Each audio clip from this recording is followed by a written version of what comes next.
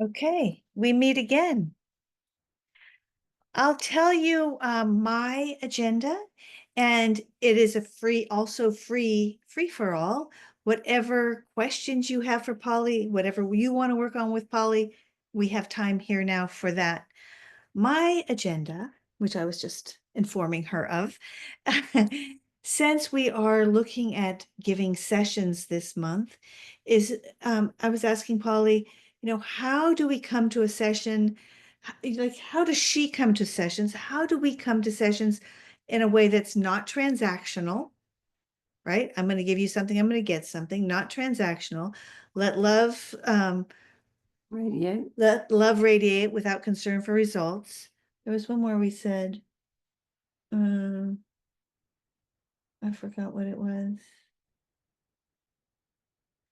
I was just looking with her at motivation and what's my motivation and where does my ego come in to try to manipulate, control, or get a certain outcome so that I feel better about myself. So you have to understand that Robin just described is underpinned by a frequency of fear.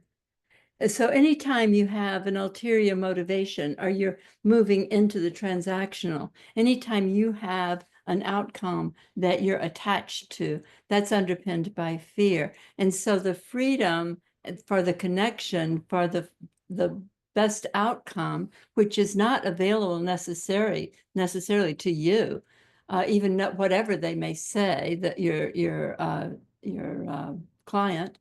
But to recognize within yourself your motivation, it's like, I'm here to be with you for us to look together at this potential chart that you haven't been aware of. Maybe they have been aware of it, but just to, it's like we sit side by side and take a look at this, right? It's an operating system. The example I was using for Polly, I have a student who may be coming to the training. I'm talking to her in an hour and a half, and I can feel, and we can feel this with clients, right? I can feel the wanting a certain outcome or the wanting something. And that already, I know, is contracting the field, because I've hung out long enough with you, is contracting the field and uh is distorting the field. That desire for a certain outcome already is not opening to the possibility of what might happen. And I'm just saying that because I think there's parallel processes all along the way, Right. of when we want clients, when we want money, when we want something, or we think something is, our well-being is determined by getting something. Yeah, because that's always that ulterior motive, we might call it, but to point to it, it's going in energetically going into the field, right? And so when we're clear, there's the frequency that's going into the field is one of all possibility. And so it can respond in ways. If we believe that we need to get this, we're kind of caught in a linear kind of dynamic, an exchange of what do we call it? A consideration that this is the way it needs to be. But now with that perspective, we've cut out the possibility that the field might hold that could be beyond anything that we could not. It's not our job to figure that out, right? It's not our job to figure out outcome. It's our job to be in total expression authentically and offering our gift and connecting with, whether it's a prospective student or a client, connect or an other, connecting, right? And when we do that, the field is in response in ways that we can't know ahead of time. The mind insists on, it needs to know what the outcome would be. If I do this, if I'm not concerned for results, then will it be better, right? Well, the truth is it will be, but it's not something that you might define as better. It's a much larger picture, right? So we participate with the highest possible frequency as we notice and do whatever work we need to do on our ulterior motives.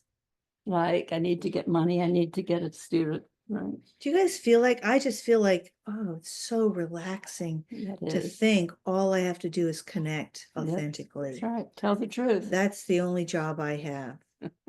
It's such a relief. One of the things Polly said to me right before we got on was, that desire to manipulate an outcome. She said, well, that's a trigger. Yep. That's a trigger. It's a trigger. If I want something, that's a trigger. Right. Do the work on that trigger. Yeah, see what you're believing about yourself, out of which arose this concern for results, this need to have it be a certain way because there's a wound there. And that wound, as in our little kindergarten model, creates a distortion in the lens through which you perceive reality and yourself and them, right? Whoever they are. We're gonna let you guys talk in a second. I just say one more thing. If we ever shut up. If we ever shut up, you guys can talk. I just had this hit as you were saying that, like, or as I was saying, like, I think I need something, right? And that's a trigger. Right. And I just went back to being a baby and like, oh, I need food or I need care. Somebody's not there. The panic of that, they're trying to get that, they're trying to do something like that's, if I look at it as a trigger, that's where it Yep, goes that's back the to. will. That's And right. and there's a real kind of, Yeah. it's an immediate, Survival. it's a survival Mhm. fear that gets activated. It's very powerful. Yeah. All right, you guys, your turn. Are What? they there? Yeah, no, apparently, yeah, very, and then Deborah.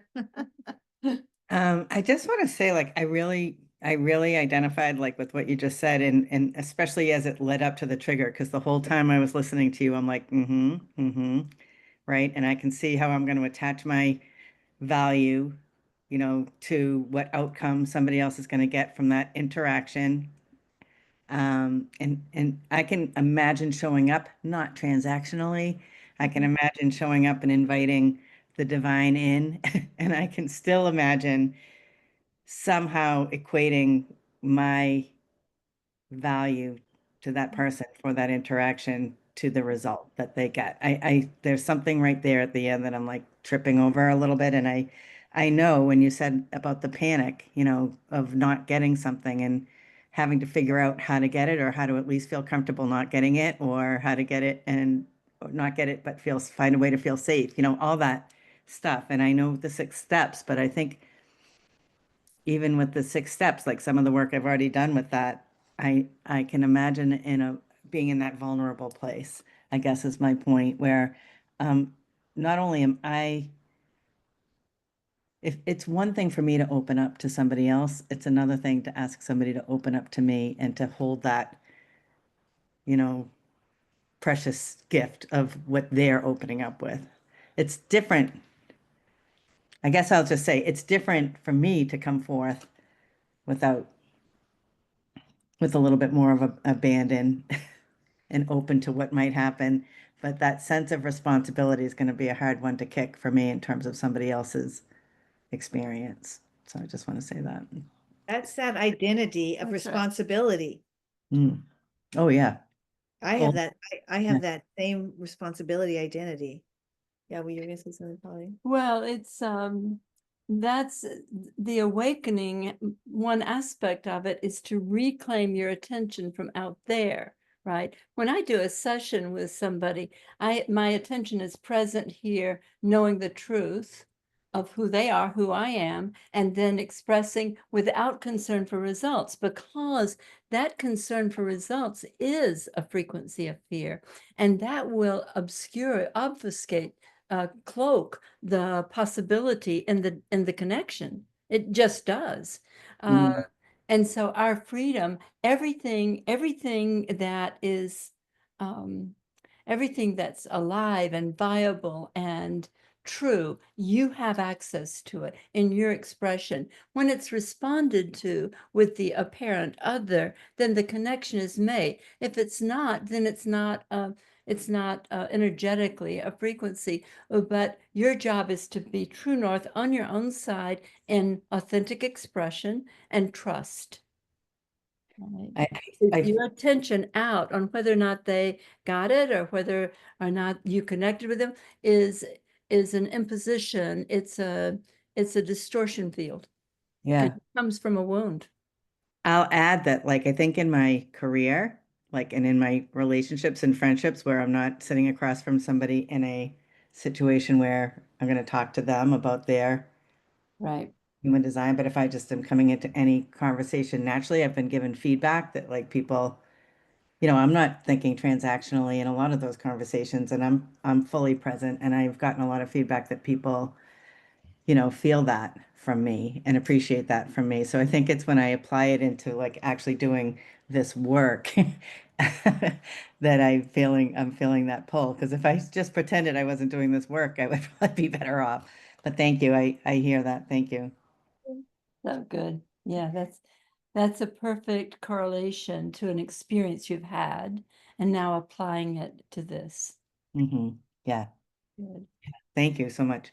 Yeah. Thank you, Barry. I just feel the potential for freedom as we do this. The next The level power of that.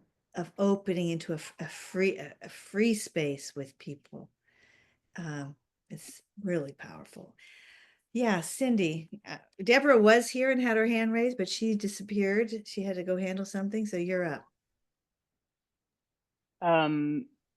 So the first thing I want to say is I think that the more I come into my own authority, bringing human design in a little bit, the more I come into my own authority, the easier it is to be in that space of allowing. But I think ultimately, this is so hard, right? I mean, it's so hard because ultimately we're doing this with every single aspect of our life. I am anyway. Let me just speak for myself.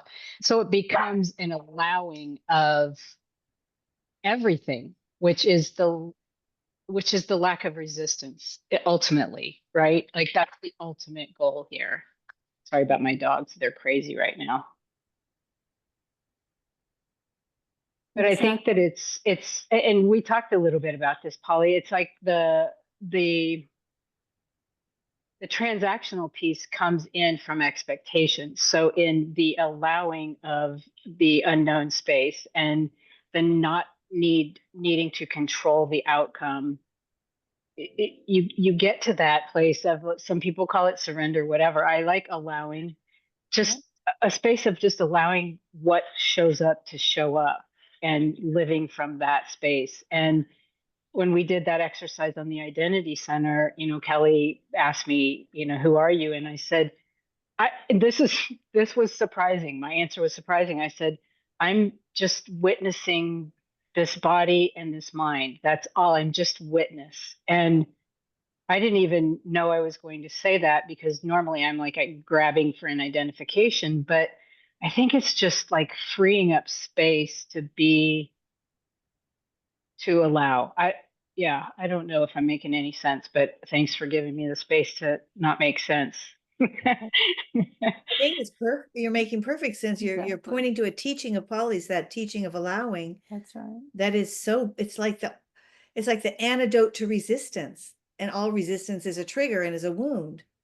I mean, if we can ease into that allowing, it's like we're just sitting back into our awakening. That's right. Exactly that. Yeah, and Yeah. we talk about it in relationship with finance, like we separate it into these little categories, but it's like everything, like it's everything, Right. That's right. right? There are no Okay. categories. This was a teaching I did at Sangha a couple of weeks ago, but there are no categories. We have a spiritual life and a material life and a relational life, and all of that's bullshit. It's just this. Yeah. I love that. Yep. Yeah. So one thing I feel when you say all this, Cindy, is I feel the impact of Sangha. And Polly and I are in a couple of Sanghas here that meet regularly, and I'm watching as people kind of pop through and get certain principles. It's like it opens the door for all of us. It's like click, click, click, click. It It's just true. clicks. And I just feel like each one of us, as we do that, as you do that, Cindy, you open the possibility for the rest of us to like, oh, maybe it's okay to just allow a little bit more. So thank you. Anytime we have an opening to share it, because it is for all of us, really. We're all in this together. That's And we right. all have certain pieces of it, and we're all getting a certain piece. That was Ra's vision, right? all of the different pieces that fit together. That's at the level of the human design incarnational vehicles, right? But it implies all kinds of no judgment, ease, allowing. It implies all of that. It really brings in the idea of this quantum idea of us being fractals, and to just piecing all of this together and knowing that we are perfect as we are. And, this is how we come into oneness. So yeah, I kind of got off on a little thing here. So, So good. Thank you. Thanks, Cindy. Yeah, Roxanne. You can't see her expression, but I can. That was beautiful, Cindy. Thanks for sharing that.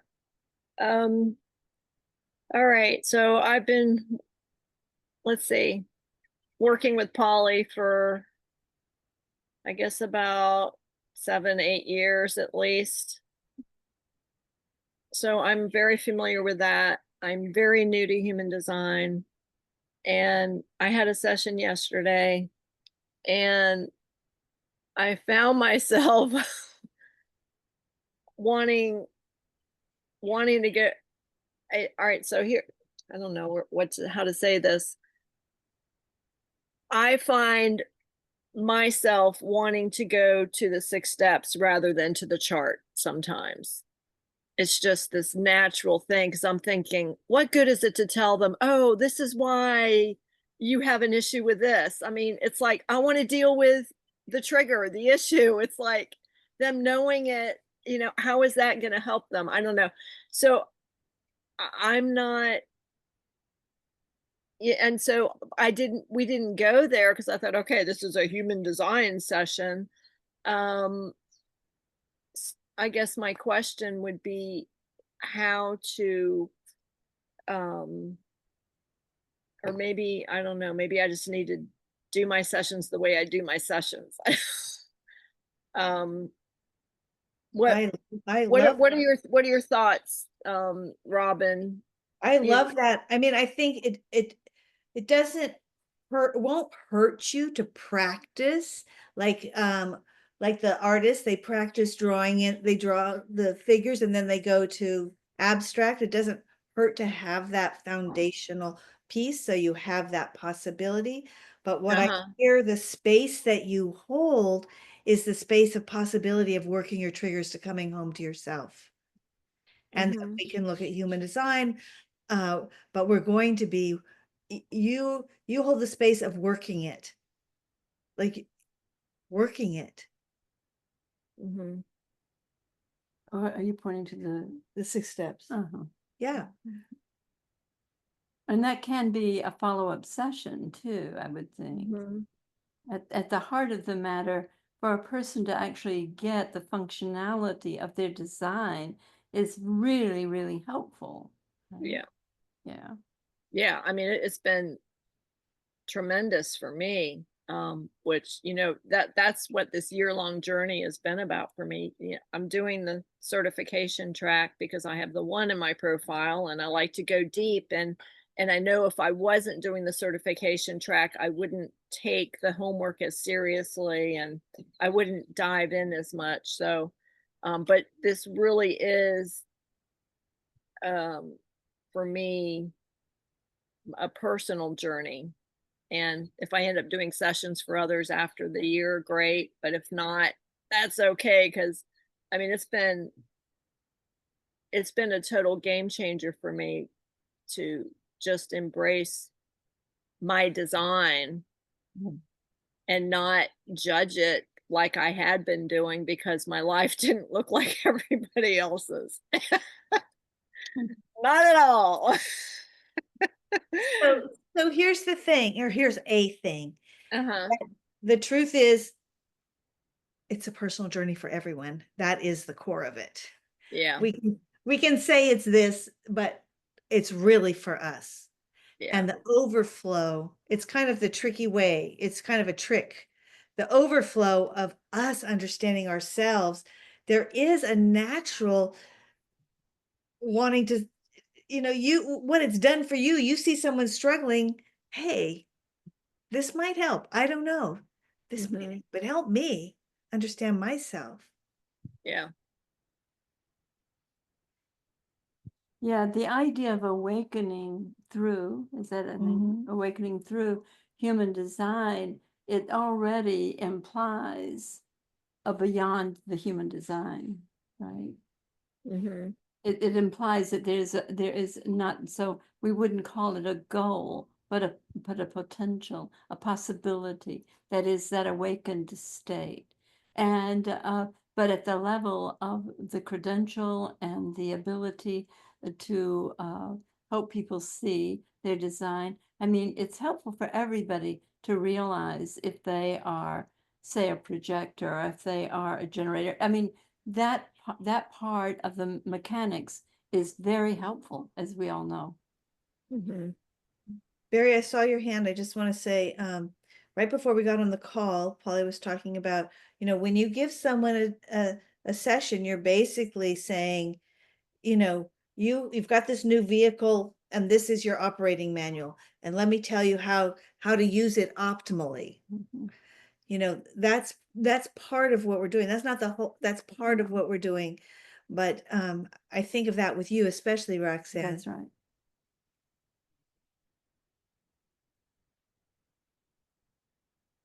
You good, Roxanne, or is there more there? I'll just process what you, yeah, I was kind of having the same thought that, I mean, for me, it's important to communicate to them that this is what they have, but it's not who they are. Really, Because they can get really identified with it. And Oh, yeah. then, yeah, rather than like, okay, this is what I have. These are the gifts I have. These are the challenges I may have, but they're not who I am. perfect. Exactly. Right, exactly. And I think that is the gift of what we're I doing do too. under the umbrella of awakening. Right. Oh, yeah, Mm-hmm. Yeah. absolutely. Thank you. Thank you. Because we all want an identity. Honestly, we all want to be something like, oh, this is who I am. Oh, good. I can, now that I know who I am, but it's not, we're going beyond that. That's the beginning of the story. Right. Barry with a hand in the air. I just wanted to say something to Roxanne. It might be that we're both, because we're both 1-3s, but I just want to say that has felt the same for myself. Like this has been such a personal journey and mostly like really wanting to really understand deeply and, try it on for size in my own life. Like, and so I don't know if it's necessary, but I know for me, it has felt important to be able to tell the story about my own experience with human design. And I've learned through all of this that like the way I relate to human design is through stories. It's not through telling you this gate has this and this planet has that. Like it just has never gone there in my brain. But I can tell you the story. And when we're in transits, and I walk into a meeting here and we talk about the transits of the week, I'm like, oh, well, here's my transit story of the week. Like there's always a story that goes directly with those transits. And for me, as a projector, which is somewhat different than your design, it's about attraction, not promotion for me. So I have to be really careful, anyways, about how I put myself in this work out into the world, I feel. Or not really careful, but I have to pay attention to my, you know, waiting to be recognized and invited and not pushing anything on anyone. And I've succeeded at that in another area of my life, but working on it across the board. Like it's in everything. As Polly and Robin were saying earlier, there is no category, it's in everything. So if I've got it down in one area of my life, the chances are good I'm having it down in other, but I'm just running into things. So anyways, I just really wanted to say I identified with what you were saying, Roxanne, and I don't know where it's going to go and I don't try to know. I just know it's going somewhere important. But I do want to say, Barry, you know, I could see where, so Barry works with addiction and Mhm. families with addiction, and she's got a big vision of Mm. shifting the Stigma. the stigma and, at a very big high level, at a collective level, Right. That entire field. the whole field. Mhm. So there could easily be a concern for results in that, right? Yeah, and that's why so far I really am more passive about how I talk about, oh, have you ever heard of human design? Like what I really got to learn about my son and his human design has helped me so much understand how my relationship with him and dealing with him in his design, and not just the way I'm projecting onto him I want him to be, which today I failed at grossly, but I knew it. And I think that's it. Like we're all just we're on this journey trying to figure out, not even trying to figure anything out, just to have this experience penetrate our lives. It's interesting when I hear you talk, I felt the magnetism. I felt like energetically pulled in. The way you were talking, the spaciousness from which you were talking is actually a frequency. Yes. We're really talking about a frequency here. Yep. Really interesting. Mhm. Yeah, Cindy. I think for me, the whole, I was typing, it's all a personal journey, as you said the same thing, Robin. We were like, I couldn't get it out fast enough. It's like, for me, the more I come back to myself, my own design, the energetics that are within me, and allow those to come through, the more I just naturally am available for others. And it's not it's less transactional, and it's not easy, because I'm totally, it's still a work in progress. But it's, the more aware I am of it, the more I realize when I'm trying to get something, and then I'm just like stepping back, going, stop it, and then I can shift. But it's like the personal piece of it for me is the most important piece. And so I don't know how else, how everybody wants to describe that, but it's like the coming from that place within yourself and bringing that out in an authentic way just naturally magnetizes those people to you that you're meant to be with, I guess, is the best way I can think to say it. But yeah, this personal journey is, for me, has been, that's what it's been all about. So carry on, Roxanne, with your personal journey. Yeah.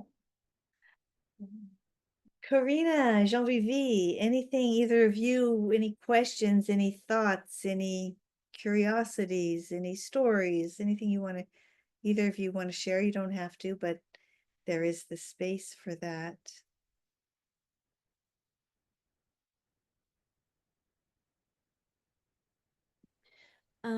If you're presented with a client who's really seeking an answer, how would you approach that to just call them back to their design as more of an exploration inquiry as opposed to an answer? Someone who says they've been seeking for a long time and yeah, they're lost. Well, from my perspective, who's this, Karina? Yeah. Yeah. From my perspective, for them to see and receive their design is the opening into what I call the power of limits. There's a specific way, and that the seeking may look like it's apart from their need to understand themselves. And when I talk about understanding yourself, all I'm pointing to is to grok your design, right? Because when we see something in the chart that points to emotionality, we may assume that there are going to be triggers there. But so to direct a seeker, did this person come to you for a human design consultation? It was in this kind of group context. Uh-huh. So it was, the current exploration was in the context of human design. Yeah. Well, the resistance that's there because our human design has been distorted by our woundedness, and we may not trust it, but that's the to see what it is that I call, as I said, the power of limits. My expression will be through whatever my design points to, and that's the first step for me. I had my human design done in 1999, so I was in the experiment of my sacral response. What do you call that? Yeah, that. And so it's like from then on, even though there was not awakening here, I understood the mechanism of when I would bump up against something, I would understand. I didn't have the understanding of that pointing to a wound. It does point to a wound, the reaction. But so, to go on a journey, it's very helpful to know what your vehicle is. And that's my sense of what the human design gift is, which is beyond any value. I mean, it's an amazing gift, because now you're not going to be confusing something that like my gift of talking and teaching, before I understood that it was actually a projected gift. I need to be invited. I was blabbing all the time, and people were like interested, but then they'd leave, right? It's like, so to find out that I needed to be invited to be connected and to have somebody receive it was invaluable to me. I mean, and that's the gift of understanding your design. It can start at a place where you're just in functioning, right? At the next level, as you start to work with anything like the 6 steps to see where you're reactive and you find the wound, then that's the next opening towards awakening. So it's kind of fits together like that. So I have a few things I can add here, if that's okay, if we're not flooded, Karina. First of all, you're a projector. And so Polly's talking from the awakening stream. I'm going to talk a little pragmatism over here from the human design stream. You're here to guide. Someone's asking you for guidance. You're here to guide. Okay. They want guidance. Good. Good. They're in the right place. And they're seekers. Do they have the 1156 channel? Someone with that channel, they are always seeking and never find it. So then as the guide, you point that out.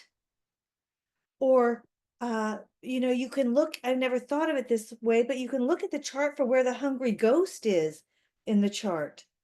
Where there's like not enough, like the open sacral, not enough. I need more experiences. I need, whatever it would be. I need more love, open G. I need more love, like hoarding, trying to get it, never finding it. I need more security, the spleen center. You can look what the trigger is, the hoarding to try to get something that feels so that they're seeking. I was seeking love. I mean, I was with Yarrow and I was still seeking Mama. I was seeking. Did we lose her? We lost? Oh no, you're there. Somebody dropped off. Cindy dropped off. I was just seeking love.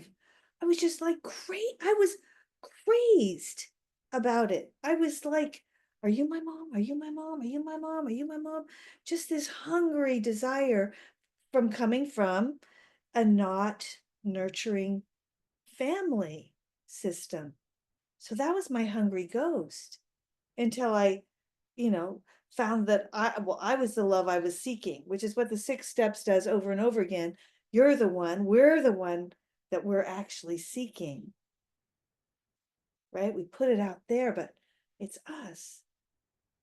So I don't know if that helps in the context you're speaking to.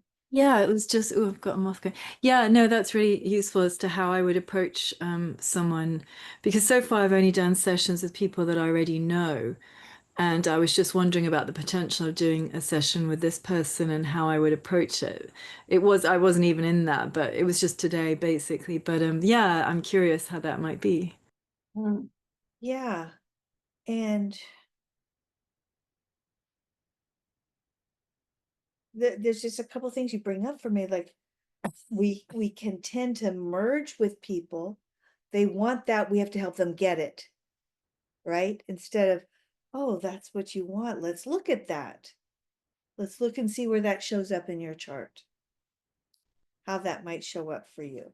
So keep backing off and keep giving perspective rather than answers, or rather than someone seeking, are you resisting them seeking? Can you allow their seeking and open to it and look at the chart in relationship to it? Where are you? If this is about you, where are you, because where are you resisting it? Where do you think that's wrong or they shouldn't be seeking? Or they're wanting something they shouldn't be wanting. That's you. That goes back to what Polly told me, like, we need to look at our triggers here. We need to own our triggers when we want something to be different, when we're not in that place of allowing.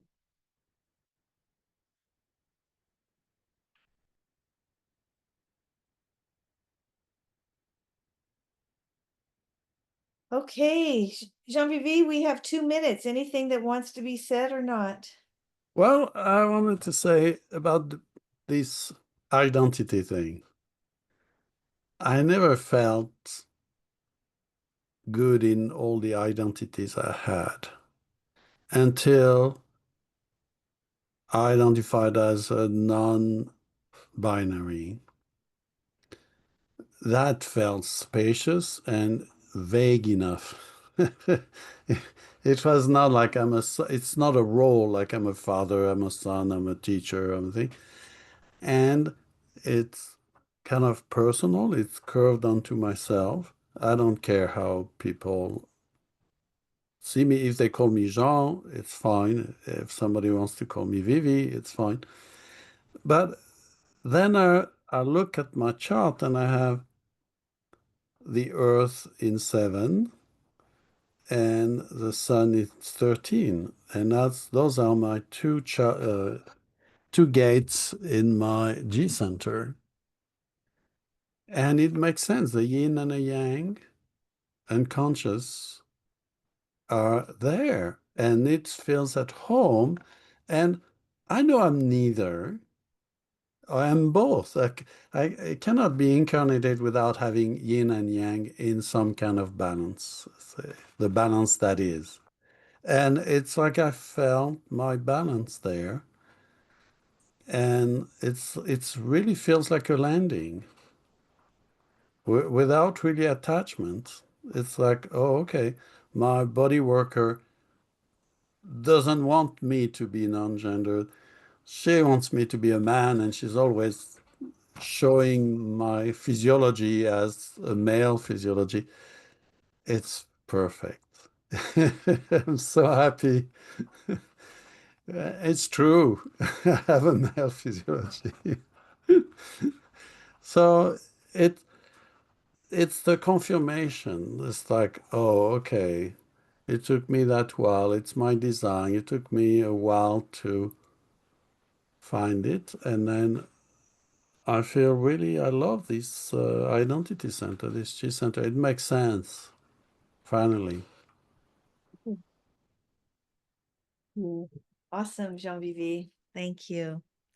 Was this helpful today? You guys like doing this? I know Roxanne specifically requested it, so it's a response to that. Yeah, I love it. I love the kind of intimacy we have here with this. All right, so we'll do this in 2 weeks again.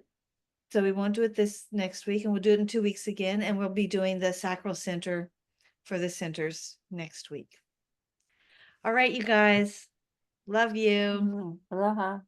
Hello. Aloha, everybody.